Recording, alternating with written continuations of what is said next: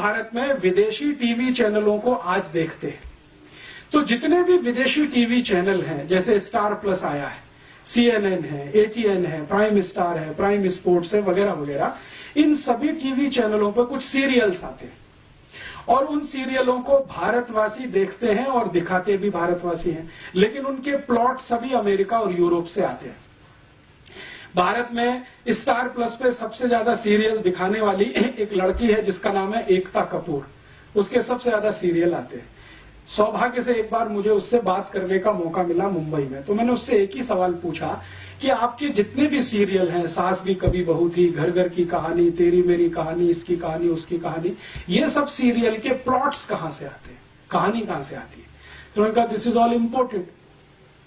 Plot तो सभी America से हैं, यूरोप से आए हैं, कहानी सब वहां से आई है, उसमें हमने भारतीय पात्रों को फिट करने की कोशिश की है। तो मैंने कहा अब मुझे समझ में आ गया कि आपके सभी सीरियल में माताओं को ही सबसे ज्यादा गालियां क्यों दी जाती है। सास भी कभी बहू थी, आप अगर इस सीरियल को ध्यान से देखें तो इस सीरियल की सभी स्त्री पात्र या माताएं पात्र सबसे ज्यादा दुर्भावना का शिकार है। ऐसे ही कसौटी जिंदगी की या कहानी घर घर की, कोई भी सीरियल देखें, ये सभी सीरियलों को मैं देख नहीं पाता हूं, लेकिन इनकी स्टोरी जरूर पढ़ता हूं मैं, कभी अखबार में आती है, कभी मैगजीन में।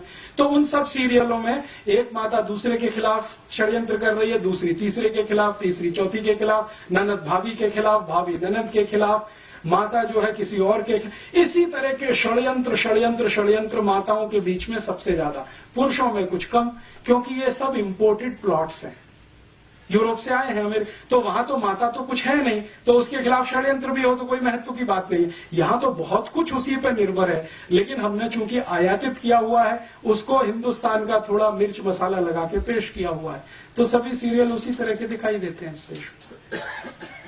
चूंकि हम अगर अपनी सभ्यता को ध्यान में रख के कोई सीरियल बनाएं और अपनी मान्यताओं को ध्यान में रख के बनाएं तो इसके बिल्कुल विपरीत बनेंगे जो आज हम देख रहे हैं या दिखाए जा रहे हैं।